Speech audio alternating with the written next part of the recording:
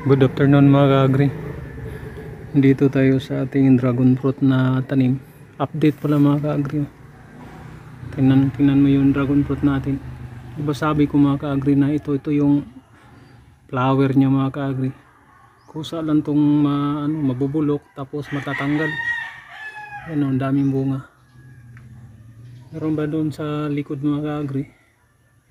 Yan, isa, dalawa, tatlo, apat, lima, anim,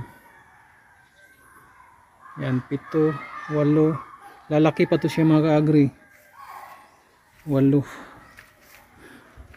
Mga 20 to mga ka-agri ang bunga ngayon. Walo yan, siyam,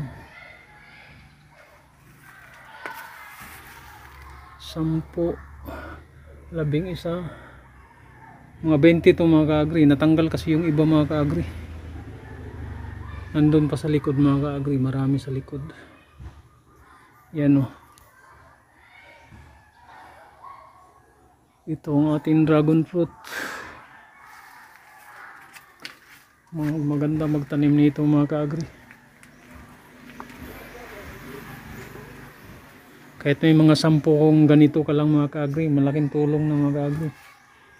Ang anuhin mo lang mga ka-agri, yung simento ba dapat ito, malapit na itong matumba to kasi kahoy lang to eh. Dapat simentado ba, ganyan oh. Yung haligi ng ganyan dapat. Paikutan mo ng gulong. Pag makalugar tayo mga ka-agri, tsaka may budget tayo. Yan ang bala ko mga ka-agri. Mag dragon fruit tayo.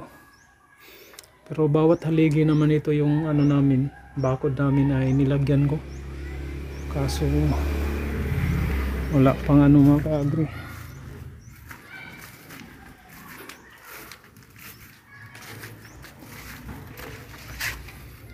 Dito sa napinisingan mga ka-agri, tingnan mo yung tinanim natin.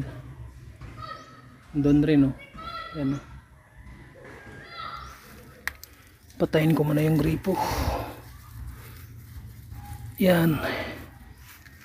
Hindi ko na naanuhan itong likuran. Diyan yung mga ka-agri oh. Yan na rin dyan.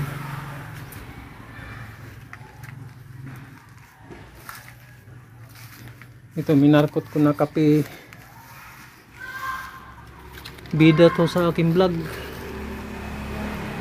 Minarkot na kape. Bunga na to mga ka-agri.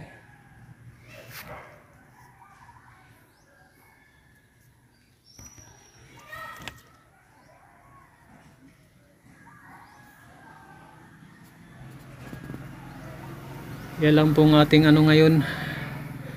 Video ngayon. Marami pong salamat sa iyong panonood. God bless.